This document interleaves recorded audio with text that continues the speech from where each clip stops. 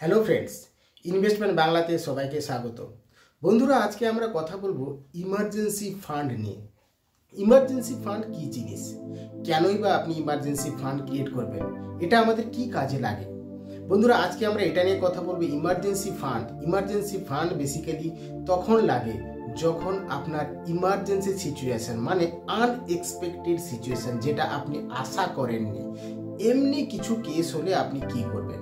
ধরুন আপনার চাকরি চলে গেল, ভগবান করুক না যান, যদি চাকরি চলে যায় তখন কি করবেন? বা ধরুন হঠাৎ করে কোনো মেডিকেল এক্সপেন্সেস চলে এলো, বা কোনো রকম কোনো আনএক্সপেক্টেড খরচা চলে এলো, তখন আপনি কিভাবে সেটা ম্যানেজ করবেন? এটা প্রত্যেক বাড়িতে, প্রত্যেক ফ্যামিলি, সবাইকে এটা ফেস করতে হয়। যারা রেন্টে আছেন, যারা ভাড়া করে আছেন তাদেরও সেম, যাদের নিজের বাড়িতে আছেন তাদেরও সেম, ইভিন সমস্ত মানুষকেই এটা ফেস করতে হয়। সমস্ত মানুষকে, যারা যারা বড় বড় বিজনেসম্যান তাদেরকেও ফেস করতে হয়, যারা বড় সার্ভিস করে তাদেরকেও, যাদের অনেক টাকা আছে তাকেও ফেস করতে হয়। যাদের অনেক টাকা আছে তাদের কোটিতে ইমার্জেন্সি হয়, যাদের ধরুন কোটিপতি যারা, তাদের লাখ কোটিতে ইমার্জেন্সি হয়। যাদের ধরুন খরচ কম, তাদের কমের উপরে তাদের ইমার্জেন্সি হয়। তো ইমার্জেন্সি কখন কার কিভাবে হবে কেউ জানি না, কিন্তু তার ফান্ড, তার সেভিংস, তার অ্যারেঞ্জমেন্ট আপনাকে করে রাখতে হয়। কিন্তু সেটা করবেন কি করে, কিভাবে? আপনি আপনার যা ডেইলি এক্সপেন্সেস আছে, আপনি যা ইনকাম করছেন তা সত্ত্বেও কি করে আপনি এই ইমার্জেন্সি ফান্ড ক্রিয়েট করবেন? আমরা সবাই ভাবি যে ঠিক আছে, আমি একটা সেপারেট, একটা আলাদা করে জমিয়ে রাখি, যেটা আমাদের বিপদে বা যখন কাজে লাগবে আমি সেটা ইউজ করতে পারবো। বাট হয় না। দেখবেন ওটা 1 মাস হয়, 2 মাস হয়, তারপরে ওটা শেষ হয়ে যায়, ওটা হয় না। তাহলে কি প্রসেস আছে, কিভাবে এটা ফান্ড ক্রিয়েট করার প্রসেস কি? এই ইমার্জেন্সি সেভিংসের ওয়ে কি, কিভাবে আপনি এই ইমার্জেন্সি বিপদ থেকে রক্ষা পাবেন? একদম এক কথায় বলতে গেলে, আপনার যদি কোনো বিপদ হয়, আনএক্সপেক্টেড বিপদ, মানে তো কেউ বলে আসে না, আনএক্সপেক্টেড যখন কোনো বিপদ হবে আপনি তার থেকে উদ্ধার পাবেন কি করে, সেই প্রসেস কি, যেটা সবসময়ের জন্য সবাইকে এটা মেনটেন করতে হয় এবং করা উচিত। যদি না করেন তাহলে আপনাকে এটা ফেস করতে হবে। তো বন্ধুরা, যাতে আপনি না পড়েন সেইটার জন্য এই ভিডিওটিকে আপনি শেষ পর্যন্ত দেখুন। দেখতে পাবেন কিভাবে আপনি না চাইতেই আপনার ইমার্জেন্সি সঞ্চয় তৈরি হয়ে যাবে, আপনি বুঝতেও পারবেন না, অথচ আপনার ইমার্জেন্সি ফান্ড ক্রিয়েট হয়ে যাবে। খুব সুন্দরভাবে এই জিনিসটা আপনি যদি মেনটেন করেন, আপনি কখনো কোনো দিন বিপদে পড়বেন না। তবে হ্যাঁ, বিপদ কাউকে বলে আসে না, কত বড় বিপদ হবে আমরা কেউ জানি না, বাট অ্যাটলিস্ট একটা প্রিপারেশন থাকে, যেখানে আপনি হঠাৎ করে কখনো এই রকম বিপদের মধ্যে পড়বেন না। তো সেটা কি, কিভাবে এই ইমার্জেন্সি ফান্ড বা সঞ্চয় ক্রিয়েট করা যায়, তার প্রসেস কি কি ওয়ে, কিভাবে আমি একটা ইমার্জেন্সি ফান্ড ক্রিয়েট করতে পারি? তো বন্ধুরা, তার আগে আমরা এই ভিডিওতে ডিটেলসে সমস্ত কিছু আলোচনা করব। তার আগে বন্ধুরা, প্লিজ রিকোয়েস্ট, আপনি যে ভিডিওটি দেখছেন ভিডিওটির নিচে দেখুন সাবস্ক্রাইব বাটন আছে, সাবস্ক্রাইব বাটনটিতে ক্লিক করে ভিডিওটিকে সাবস্ক্রাইব করুন এবং অবশ্যই করে কমেন্ট করবেন। যদি আপনার কোনো রকম কোনো কোয়েরি থাকে, কোনো জিজ্ঞেস করার থাকে, কোনো হেল্প লাগে, অবশ্যই কমেন্ট করে জানাবেন। আমি আমার সামর্থ্য মতো আপনাকে হেল্প করার চেষ্টা করব। এছাড়া অবশ্যই করে যারা সাবস্ক্রাইব করেছেন বা যারা করেননি তারা অবশ্যই করে লাইকে ক্লিক করবেন, ভিডিওটিকে লাইক করবেন। এবং রিকোয়েস্ট, প্লিজ আপনারা যে ভিডিওটি দেখছেন ভিডিওটির নিচে সাবস্ক্রাইব বাটন আছে, সাবস্ক্রাইব বাটনে ক্লিক করে চ্যানেলটিকে সাবস্ক্রাইব করুন।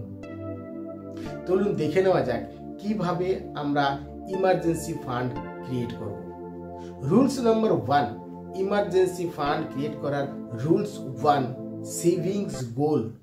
আপনাকে একটা ক্লিয়ার সেভিংসের লক্ষ্য থাকতে হবে। কারণ আপনি যদি সেভিংসের ইন্টেনশন না থাকে যে আমি সেভ করব না, তাহলে কোনো ফান্ডই ক্রিয়েট হবে না। আপনার মাইন্ডসেট, প্রথমে আপনাকে একটা মাইন্ডসেট স্থির করতে হবে যে আপনাকে একটা সেভিংস করতে হবে। এই মাইন্ডসেট আপনাকে ক্রিয়েট করতে হবে যে কিভাবে আপনি সেভিংস করবেন। তো আপনার একটা সেভিংসের লক্ষ্য থাকতে হবে। সেটা কিরকম, যে আপনাকে অ্যাটলিস্ট 3 থেকে 6 মাস চলবে এমন সেভিংস আপনাকে রেডি রাখার জন্য আপনার লক্ষ্য রাখতে হবে, যে 3 থেকে 6 মাস কোনো রকম কোনো ইমার্জেন্সি সিচুয়েশন হলে যেন অ্যাটলিস্ট 3 to 6 months, 3 থেকে 6 মাস আপনি সেই ফান্ড থেকে সমস্ত কিছু খরচা করতে পারবেন বা ফ্যামিলি চালাতে পারবেন, এমন ফান্ড আপনাকে অলওয়েজ রেডি রাখতে হবে। এটা লক্ষ্য নম্বর 1, এটা মাস্ট অবশ্যই করে প্রত্যেকেই করতে হবে। আপনি যা সেভিংস করুন, যা কিছু করুন, বাট এটা যদি আপনি রেডি না রেখে করেন তাহলে বিশাল বড় বিপদে পড়তে পারেন। সব সময়ের জন্য আপনাকে এক জায়গাতে জমা রাখতে হবে, আপনাকে এটা মাইন্ডসেট করতে হবে, কারণ ক্লিয়ার আন্ডারস্ট্যান্ডিং রাখতে হবে, সেভিংসের একটা লক্ষ্য রাখতে হবে। কি ধরনের সেভিংস? যে 3 থেকে 6 মাস, খেয়াল রাখবেন 3 থেকে 6 মাস অ্যাটলিস্ট চলবে এমন সেভিংস আপনাকে অলওয়েজ রেডি রাখতে হবে।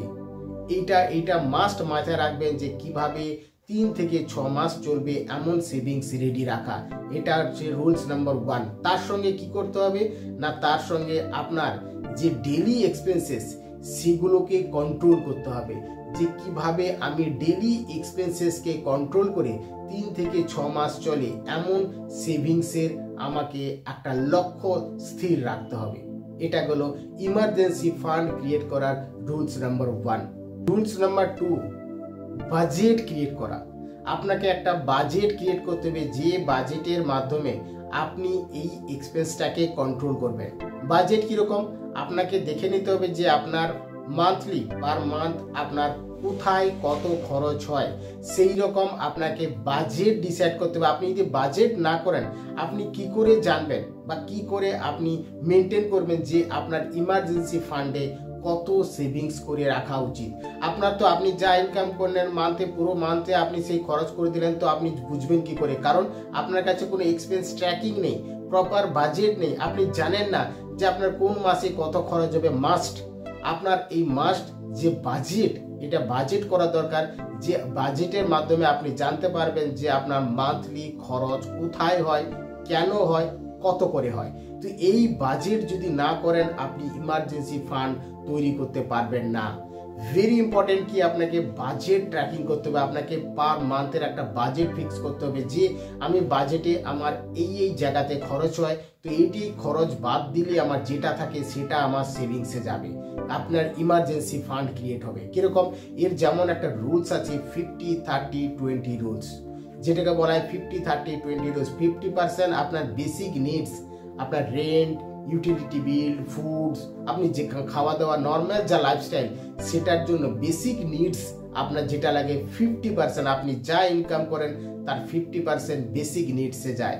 30% এন্টারটেনমেন্ট, আদার বাইরের কাজকর্মের জন্য আপনার 30% যায়।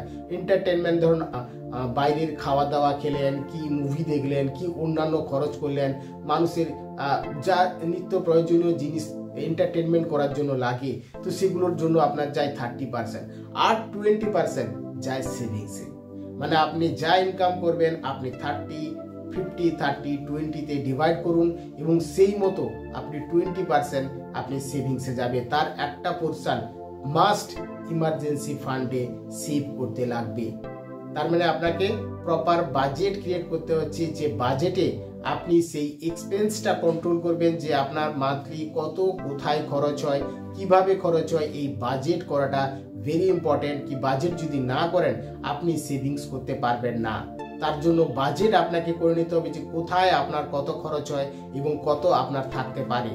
50-30-20 রুলস অ্যাপ্লাই করতে পারেন, যেখানে আপনি টোটাল যা ইনকাম করছেন তার 50% বেসিক নিডসে, 30% এন্টারটেনমেন্টে, আর 20% আপনার চলে যাবে সেভিংসে যে 20% যাবে তার একটা পোর্শন যাবে ইমার্জেন্সি ফান্ডে। এমন নয় পুরো 20%টাই আপনি ইমার্জেন্সিতে দিবেন, তাহলে আপনি ভবিষ্যতের জন্য আপনার ডিফারেন্ট যে স্কিম আছে সেগুলো আপনি চালাতে পারবেন না। তার জন্য 20% যে সেভিংস তার একটা ছোট্ট পোর্শন যাবে ইমার্জেন্সি ফান্ডে। আপনি ইমার্জেন্সি ফান্ড মানে এটা ভাববেন না যে আপনি টোটাল টাকা সব টাকা সেভিংস করবেন, না। হতে পারে 100 টাকা করে আপনি যদি রাখেন অনেক টাকা হয়ে যায়, 500 টাকা, 1000 টাকা, যার যেটা সামর্থ্য, যে এক্সট্রা এই টাকাটা আমার ইমার্জেন্সি ফান্ডের জন্য থাকবে। এইভাবে আপনাকে ইমার্জেন্সি ফান্ডে সেভিংস করতে হবে। আপনি চাইলেও একসঙ্গে পুরো টাকা ইমার্জেন্সিতে করতে পারবেন না। আপনি চাইলে অন্যান্য আপনার যে সেভিংস স্কিম চলছে সেগুলো বন্ধ রেখে ইমার্জেন্সি ফান্ড করবেন, তাতেও হবে না। তার মানে আপনার যদি প্রপার বাজেটিং করেন, সেই বাজেটিংয়ের মাধ্যমে আপনি জানতে পারবেন যে আপনার 50-30-20 রুলস ওয়াইজ 20% যে সেভিংস হবে, সেই সেভিংসের একটা পোর্শন, একটা ছোট্ট পোর্শন আপনাকে কেটে ইমার্জেন্সি ফান্ডের জন্য সেভ করতে হবে। রেগুলার হ্যাবিট ক্রিয়েট করতে হবে সেভিংসের। এটা গেল rules number 2। Rules number 3, savings account, separate savings account. আপনাকে রুলস নাম্বার 3 বলে যে আপনাকে সেপারেট সেভিংস অ্যাকাউন্ট ক্রিয়েট করতে হবে। কেন না, আপনি আপনার যা মান্থলি ইনকাম করেন বা যেখানে আপনি সেভিংস করে রাখেন বা যেই অ্যাকাউন্টে আপনার টাকা থাকে, সেখানে থাকলে আপনার ইমার্জেন্সি ফান্ড ক্রিয়েট হবে না। আপনাকে আলাদা কোনো একটা সেভিংস আপনি করতে পারেন, বাট আইডিয়াল সিচুয়েশন, আইডিয়াল যা কনসেপ্ট সেভাবে যদি আপনি দেখেন, তাহলে আলাদা একটা সেভিংস অ্যাকাউন্ট ক্রিয়েট করুন, যেখানে আপনি সেই ইমার্জেন্সি ফান্ডের টাকাটা ওখানে সরিয়ে রাখবেন। না হলে কি হবে, এটা আপনি 1 মাস 2 মাস আপনি নিজেরা প্র্যাকটিক্যাল করে দেখতে পারেন। আপনি ভাববেন এই তো আমার ব্যাংক অ্যাকাউন্ট, এখানেই টাকা আছে, ওখান থেকেই খরচ হচ্ছে, ওখানেই দরকার পড়ছে, ওখানেই হাত দিচ্ছেন, টাকা থাকছে না, বা থাকলেও আবার অন্য পারপাসে যাওয়ার জন্য রাখতে হচ্ছে। তো সুতরাং ইমার্জেন্সি ফান্ড আলাদা করে আর থাকছে না। সেই জন্য একটা মাইন্ডসেট, প্রত্যেক আমাদের সবার একটা সাইকোলজি আছে। যখন দেখবেন সেপারেট করে কোনো কিছু রাখা হয়, সেটা একটা মাইন্ডসেট হয় যে এই টাকাটা আমার এই ফান্ডের জন্য, এই ইমার্জেন্সি কাজের জন্য আমি রেখে দিলাম। আপনি যার জন্য একসঙ্গে কখনো রাখবেন না। একসঙ্গে রাখলে আপনার অবজেক্টিভ, আপনার পারপাস সাকসেসফুল হবে না। কোনো না কোনোভাবে ওটা খরচ হয়ে যাবে, এবং বা ওটাকে আপনি আপনার নর্মাল সেভিংসের মধ্যে ধরে নেবেন। আপনি ইমার্জেন্সির জন্য আলাদা করে রাখতে পারবেন না। তার জন্য অলওয়েজ একটা হ্যাবিট ক্রিয়েট করুন যে আলাদা একটা সেভিংস অ্যাকাউন্ট রাখুন, যেখানে শুধুমাত্র আপনার ইমার্জেন্সির জন্য যে টাকাটা রাখবে সেটাকেই আপনি সেভিংস করবেন। না হলে কখনো আপনার সেভিংসে, নর্মাল সিঙ্গেল সেভিংস অ্যাকাউন্টে আপনার ইমার্জেন্সি ফান্ড ক্রিয়েট হবে না। ইমার্জেন্সি টাকা বা সঞ্চয় আপনি করতে পারবেন না। আপনাকে একটা আলাদা সেভিংস অ্যাকাউন্ট ক্রিয়েট করুন। আপনি হতে পারে যদি যেখানে দেখুন সেভিংসে টাকা রাখলে যেখানে ইন্টারেস্ট ভালো দেয়, সেই রকম ব্যাংক বা অন্য কোথাও দেখে আপনি অ্যাকাউন্ট ক্রিয়েট করুন। সেখানে আপনি যে টাকাটা রাখছেন তার থেকেও তো ইন্টারেস্ট পেয়ে যাবেন আপনি। এমন যে নয় শুধু টাকা রাখার জন্য রাখছেন, তারও ইন্টারেস্ট আপনি পাচ্ছেন। বাট ইন্টারেস্ট পাওয়ার থেকে বড় ব্যাপার যে আপনাকে ইমার্জেন্সি যে কোনো বিপদে আপনার যাতে কাজে লাগে, তার জন্য সেইটাকে আপনি রেডি করছেন। তো সুতরাং দুটো দিকই বজায় থাকবে। যদি দেখেন যে ভালো ইন্টারেস্ট পাচ্ছেন এবং সেভিংস অ্যাকাউন্ট, সেটাই ক্রিয়েট করে নিন। তো আলাদা করে সেভিংস অ্যাকাউন্ট ক্রিয়েট করতে লাগবে। এটা rules number 3। Rules number 4, automate করতে হবে। সেভিংসকে অটোমেট করতে হবে। অটোমেট মানে কি, মানে ধরুন অটোমেটিক্যালি ধরুন 100 টাকা কি 50 টাকা কি 500 টাকা অটোমেটিক কেটে আপনার ওই অ্যাকাউন্টে জমা হবে। ম্যানুয়ালি করবেন না। ম্যানুয়ালি কখনো সেভিংস হয় না। আপনি দেখবেন, আপনি নিজে কখনো করে দেখবেন যে 1 মাস আপনি ম্যানুয়ালি নিজের হাতে টাকা ওখানে জমা দিলেন যে এখানে আমি সেভিং ইমার্জেন্সি পারপাসে আমি 100 টাকা রাখলাম। পরের মাসেও 100 টাকা রাখবেন, তারপরের মাসে আর 100 টাকা রাখবেন না, কারণ ওটা হয় না। মানে ম্যানুয়ালি এটা কখনো সেভিংস হয় না। কোনো না কোনোভাবে খরচ হয়ে যায়, বা ঠিক আছে দিচ্ছি করতে করতে ওটা আর জমা হয় না। আপনাকে অটোমেট কনসেপ্ট করে নিতে হবে। অটোমেটিক্যালি আপনাকে একটা মাইন্ডসেট হয়ে যাবে যে অটোমেটিক ডিডাক্ট হয়ে যাবে, ডেবিট হয়ে যাবে আপনার অ্যাকাউন্ট, এবং আপনার সেভিং ইমার্জেন্সি অ্যাকাউন্ট ক্রেডিট হয়ে যাবে। ধরুন 50 টাকাও যদি করেন, আপনি 100 টাকারও যদি করেন, অটোমেট করে রাখুন যে প্রত্যেক মান্থে একটা পার্টিকুলার ডেটে অটোমেটিক্যালি আপনার একটা টাকা মেন অ্যাকাউন্ট থেকে কেটে আপনার ইমার্জেন্সি ব্যাংক অ্যাকাউন্টে সেভিংস হয়ে যাবে। আপনি যদি অটোমেটিক না করেন, বা অটোমেটিক্যালি আপনি কোনো একটা জায়গা থেকে ইনভেস্ট করে এখানে রাখবেন, অটোমেটিক যদি না করেন, কখনো ম্যানুয়ালি ইনভেস্ট হয় না। স্পেশালি ইমার্জেন্সি ফান্ড ম্যানুয়ালি হয় না। আপনি প্র্যাকটিক্যালি ট্রাই করে দেখবেন। 1 মাস আপনি মনে থাকবে, ধরুন আপনি 500 টাকা করে রাখবেন, 1 মাস রাখবেন কি ঠিক আছে, দ্বিতীয় মাস রাখবেন, তৃতীয় মাস থেকে আর হয় না। কোনো মাসে রাখছেন, দেখা যাবে সারা বছরে মাত্র 2 বার কি 3 বার রেখেছেন, আর হচ্ছেই না। কোনো না কোনোভাবে কোনো না কোনো এক্সপেন্সে, রিয়েল এক্সপেন্সেস হয়তো আপনার লাগবে, বাট ওখানে লাগছে, কিন্তু টাকা থাকলে এক্সপেন্স হয়ে যায়, না থাকলে দেখবেন হয় না। তো সুতরাং এটা একটা মাইন্ডসেট। অটোমেট করতে হবে আপনার সেভিংস অ্যাকাউন্টটাকে, যেখানে অটোমেটিক্যালি আপনার টাকা ওই অ্যাকাউন্টে জমা পড়তে থাকবে, যে সেপারেট সেভিংস অ্যাকাউন্টটা বানিয়েছেন ফর ইমার্জেন্সি পারপাস।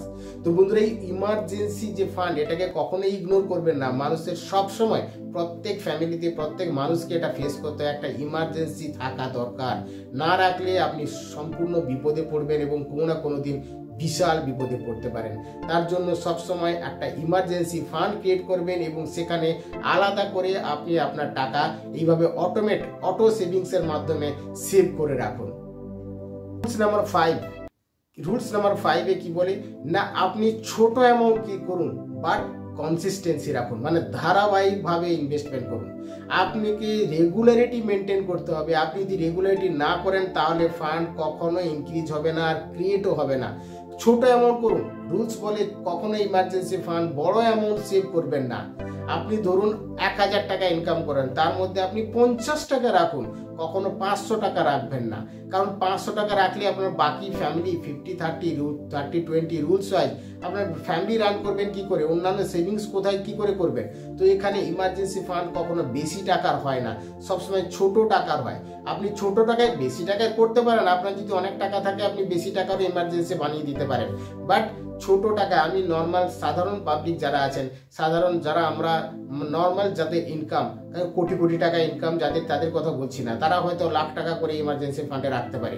বাট সাধারণভাবে আমরা যদি 500 টাকা কি 100 টাকা কি 200 টাকা করে ইমার্জেন্সি রাখি, সেটা রাখতে পারেন। বাট কনসিস্টেন্সি রাখতে, মানে ধারাবাহিকভাবে আপনাকে ইমার্জেন্সি ফান্ডে সেভ করতে হবে। এটা রুলস নাম্বার 5, ভেরি ইম্পর্টেন্ট। কি আপনি কনসিস্টেন্সি মেনটেন করছেন, ধারাবাহিকতা মেনটেন করছেন।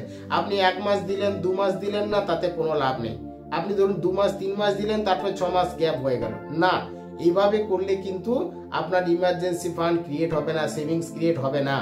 আপনাকে একটা মেনটেন করতে হবে যে এভরি মান্থে আমার 100 টাকা করে যাবে, 100 টাকাই করুন, ছোট অ্যামাউন্টই করুন, বাট লং টার্ম করুন এবং কনসিস্টেন্সি রাখুন। মানে প্রত্যেক মান্থে আমাকে এটা দিতে হবে, প্রত্যেক মান্থ বা উইক বা কোয়ার্টারলি, আপনি যেভাবে রুলস করেছেন আপনাকে প্রত্যেক মান্থে দিতে হবে। এটা ভেরি ইম্পর্টেন্ট কি আপনি প্রত্যেক মান্থে দিচ্ছেন।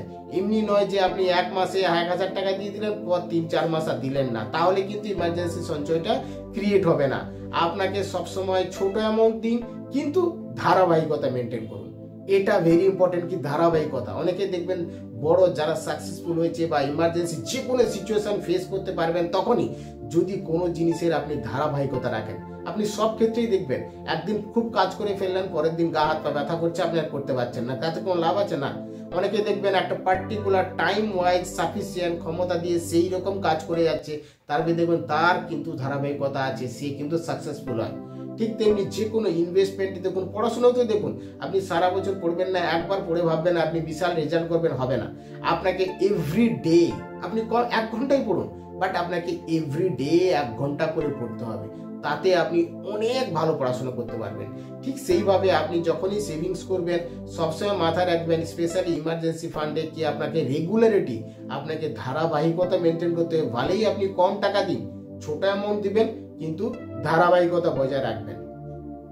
রুলস নাম্বার 6 কি আপনি যে ইমার্জেন্সিটা ফান্ড বানিয়েছেন সেই ইমার্জেন্সি ফান্ডকে আরো ইনক্রিজ করতে হবে। কিভাবে না, ইমার্জেন্সি ফান্ডে আপনি তো বললেন ছোট অ্যামাউন্ট করে সেভ করবে, ভেরি গুড, ছোট অ্যামাউন্টে সেভ করবেন, কিন্তু আরো কি কোনোভাবে ওকে আমি বুস্ট করতে পারি, মানে ওকে কি আরো কোনোভাবে আমি বাড়াতে পারি। কিরকম, আপনি এক্সট্রা ইনকাম থেকে আনতে পারেন, কি ট্যাক্স দিয়েছেন রিটার্ন পেয়েছেন, কি ডিভিডেন্ড থেকে কোথাও ইন্টারেস্ট পেয়েছেন এক্সট্রা, আপনি এক্সট্রা যে অ্যামাউন্টটা পাচ্ছেন সেটাকে অন্য কোথাও খরচা না করে আপনি ইমার্জেন্সি ফান্ডে রাখুন। কি ধরুন যারা কর্পোরেটে কাজ করে লিভ এনকেসমেন্টের টাকা পান, কি আপনি ঘুরতে গেছেন তার টাকা পাচ্ছেন, কি যে কোনো ধরুন এক্সট্রা বেনিফিট যেগুলো আসে, বা এক্সট্রা ইনকাম করছেন, অনলাইনে কাজ করছেন বা অন্য কোনোভাবে এক্সট্রা ইনকাম করেছেন, সেই টাকাও হতে পারে। মোটামুটি আপনার বেসিক নিডস বা যা আপনার ফিক্সড ইনকাম, সেটা ছাড়া টপ অফ এক্সট্রা যা ইনকাম করবেন সেটাকে আপনি ইমার্জেন্সি ফান্ডে অ্যাড করুন, তাকে ইমার্জেন্সি ফান্ড আরো ভালো তাড়াতাড়ি সঞ্চয় ক্রিয়েট হয়, আরো ভালো একটা বড় অ্যামাউন্টের ইমার্জেন্সি ফান্ড ক্রিয়েট হয়। কিন্তু বড় অ্যামাউন্টের ইমার্জেন্সি ফান্ড ক্রিয়েট করতে গিয়ে আপনি মেন অ্যাকাউন্ট থেকে বেশি টাকা নেবেন না, আপনি ছোট অ্যামাউন্টেরই সঞ্চয় করুন। এটা আমি বললাম boost, extra energy, extra boost আপনাকে করতে লাগবে এক্সট্রা ইনকামের মাধ্যমে। যেটা আপনি এক্সট্রা ইনকাম করছেন সেই এক্সট্রা ইনকামটা দিয়েই আপনাকে ইমার্জেন্সি ফান্ডকে আরো বাড়াতে লাগবে। এটা রুলস নাম্বার 6। রুলস নাম্বার 7, রিইভ্যালুয়েট করুন, অ্যাডজাস্ট করুন। মানে সবসময়ের জন্য ইমার্জেন্সি ফান্ডকে আপনি রিভিউ করুন। যে ধরুন আপনি বছরে একবার করে রিভিউ করলেন কি কোয়ার্টারলি রিভিউ করলেন, যে আপনি যেভাবে ইমার্জেন্সি ফান্ডে রাখছেন সেটাকে ঠিকঠাকভাবে হচ্ছে না, ইমার্জেন্সি ফান্ডের ভ্যালু একটু বাড়াতে লাগবে, না একটু অ্যাডজাস্ট করতে লাগবে, না বেশি দিয়ে দিয়েছেন একটু কমাতে লাগবে। তো বেশি তো জেনারেলি দিই না, কিন্তু জেনারেলি কমই দিই, কিন্তু সেটা বাড়াতে লাগতে হতে পারে। তার মানে সবসময় আপনাকে অবজার্ভ করতে হবে, রিভিউ করতে হবে, দেখতে হবে যে আমি যে ইমার্জেন্সি ফান্ডটা দিচ্ছি সেটা কি সাফিসিয়েন্ট সেটা। কারণ ইমার্জেন্সি ফান্ড যখন আপনি ক্রিয়েট করবেন, যেটা আমি রুলস নাম্বার 1-এ বলেছি যে সেভিংস গোল, আপনাকে 3 থেকে 6 মাস চলে এমন সেভিংস গোল ডিসাইড করে ইমার্জেন্সি ফান্ড রাখতে হয়। তো সেই 3 থেকে 6 মাসের মধ্যে আপনার যেভাবে আপনি প্ল্যানিং করছেন যে 100 টাকা করে রাখলে আমার হয়ে যাবে, তো সেভাবে করলে কি হবে না, আপনার যা 3 থেকে 6 মাসের যে খরচা কিভাবে আপনি ক্যালকুলেট করবেন, আপনার ইলেকট্রিসিটি বিল, ইউটিলিটি বিল, অন্যান্য ফুড বা নেসেসারি যেগুলো লাগে আপনার ফ্যামিলিতে, সেগুলো দিয়ে যে টাকাটা হচ্ছে সেটা পার মান্থ যদি আপনি মাল্টিপ্লাই করেন 6 মাসের জন্য, যে টাকাটা লাগবে সেই টাকাটা কত করে মাসে আপনি জমালে ওই টাকাটা আপনি করতে পারবেন, সেইভাবে আপনাকে ক্যালকুলেট করে ইমার্জেন্সি ফান্ডটা ক্রিয়েট করতে হবে। মানে আপনি 3 থেকে 6 মাস চলবে যে ইমার্জেন্সি ফান্ডটা ক্রিয়েট করবেন, তো সেটার জন্য আপনাকে কিভাবে ক্যালকুলেট করতে হবে, আপনার ডেইলি যা এক্সপেন্সেস হয়, বেসিক নিডস যেগুলো, সেগুলো টোটাল অ্যামাউন্ট ক্যালকুলেট করে ইনটু 6 করে যে অ্যামাউন্ট হচ্ছে 6 মাস, সেই টোটাল অ্যামাউন্টটাকে ডিভাইড করুন নাম্বার অফ মান্থে দিয়ে, সেভাবে আপনি ইমার্জেন্সি ফান্ডটাকে সেভ করতে থাকুন। যে মাসে কত টাকা করে যদি আপনি জমা করেন তবে আপনার 6 মাস চলবে, এমনি ইমার্জেন্সি ফান্ড ক্রিয়েট হবে। তো সেখানে কি কোনো রকম কোনো শর্টফল হচ্ছে, আপনাকে আরো বাড়াতে লাগবে, তার জন্য এটা every time monthly, weekly, yearly, quarterly, half yearly আপনাকে রিভিউ করতে হবে এবং চেক করতে হবে, দরকার মতো সেটাকে বাড়াতে হতে পারে বা কমাতে হতে পারে, অ্যাডজাস্টমেন্ট করতে লাগবে। তো বন্ধুরা, এইভাবে আপনি যদি এই রুলসগুলো ফলো করেন ইমার্জেন্সি ফান্ড ক্রিয়েট করার জন্য, তাহলে আপনি সাকসেসফুলি একটা ইমার্জেন্সি সঞ্চয় ক্রিয়েট করতে পারবেন। আর এটা প্রত্যেক ফ্যামিলিতে, প্রত্যেক মানুষের জন্য ভেরি ইম্পর্টেন্ট, খুবই দরকারি জিনিস। কারণ প্রত্যেককেই এটা ফেস করতে হয়, কোনো না কোনো সময় প্রত্যেককেই ফেস করতে হয়। কোনো মেডিকেল ইমার্জেন্সি হতে পারে, কোনো ধরুন জব ইনসিকিউরিটি, জব চলে গেছে, বা এমনি কোনো ইমার্জেন্সি হতে পারে, কোনো রকম কোনো হেলথ রিলেটেড বা অন্যান্য ফ্যামিলির অন্য কোনো ক্রাইসিস মোমেন্ট, বা ন্যাচারাল ওয়েতে আপনার হঠাৎ করে কোনোভাবে একটা টাকার দরকার পড়লো। তো এইরকম ইমার্জেন্সি সবসময়ের জন্য মানুষের লাগে, কিন্তু আমরা সেটার কথা ভাবি না। আমরা যা ইনকাম হয় সেভাবে খরচা হতে থাকে, কিন্তু ভবিষ্যতের পরিকল্পনা করে রাখি না যে ইমার্জেন্সিতে যদি আজকে আমার 1 লাখ টাকা লাগে আমি কোথা থেকে পাবো, বা কিভাবে যদি আমি করে রাখি তাতে আমার কখনো যখনই ইমার্জেন্সির জন্য কাজে লাগুক আমার কোনোদিন অসুবিধায় পড়তে হবে না। যদি আপনি এইভাবে ইমার্জেন্সি ফান্ড ক্রিয়েট করেন তাহলে কোনো দিন আপনাকে প্রবলেমে পড়তে হবে না, এবং ভাবতে পারবেন না একটা লং টার্ম যদি এইভাবে চালিয়ে যান আপনার ইমার্জেন্সি ফান্ড হিউজ একটা অ্যামাউন্ট হয়ে যাবে, আপনি যেটা কল্পনাও করতে পারবেন না, ভাবতেও পারবেন না যে এত হাজার লাখ কোটি টাকা শুধু ইমার্জেন্সি ফান্ডে আপনি জমিয়ে ফেলেছেন, শুধু 100 টাকা, 50 টাকা, 200 টাকা, 300 টাকা, 500 টাকা করে জমিয়ে। সুতরাং এটা একটা মাইন্ডসেট, এই প্রিন্সিপাল যদি ফলো করেন এটা অটোমেটিক্যালি সেভ হয়ে যাবে, আপনাকে আর এক্সট্রা এর জন্য চিন্তা করতে হবে না। তো বন্ধুরা, এইভাবে আপনারা ইমার্জেন্সি ফান্ড ক্রিয়েট করুন এবং বিপদ থেকে ভবিষ্যৎকে রক্ষা করুন। এইভাবে প্রত্যেকেই নিজের ভবিষ্যৎ নিজেই রক্ষা করতে পারবেন, নিজের ভবিষ্যতে কোনো বিপদে হলে আপনি নিজেই রক্ষা করতে পারবেন, এবং এইভাবে সার্ভাইভ করা সম্ভব, এবং এইভাবেই করতে লাগবে। তো বন্ধুরা, যদি এই ইনফরমেশন ভালো লেগে থাকে প্লিজ চ্যানেলটিকে সাবস্ক্রাইব করুন, ভিডিওটিকে লাইক করুন এবং অবশ্যই করে কমেন্ট করুন। যদি কোনো রকম কোনো আপনার জিজ্ঞাসা থাকে, যদি ক্লারিফিকেশন লাগে, কিছু জানার থাকে, অবশ্যই করে কমেন্ট করবেন এবং মাস্ট ভিডিওটিকে লাইক করবেন এবং কমেন্ট করে জানাবেন ভিডিওটি কেমন লাগলো। এবং চ্যানেলে যে ভিডিওটি দেখছেন নিচে দেখুন সাবস্ক্রাইব বাটন আছে, সাবস্ক্রাইব বাটনে ক্লিক করে অবশ্যই করে চ্যানেলটিকে সাবস্ক্রাইব করুন। আবার দেখা হবে পরের ভিডিওতে। Bye bye.